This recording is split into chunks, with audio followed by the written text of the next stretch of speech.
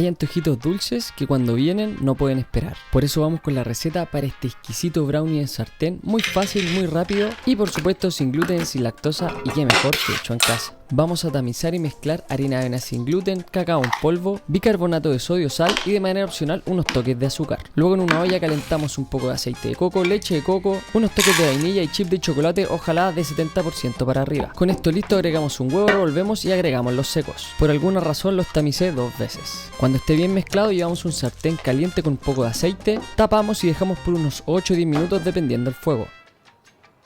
Ideal ir chequeando para que no se nos pase. Podemos por supuesto acompañarlos de un cafecito y cuando esté listo ponemos de toppings un poco de chocolate, tus frutos secos favoritos y vamos a tener este exquisito brownie al sartén. A disfrutar.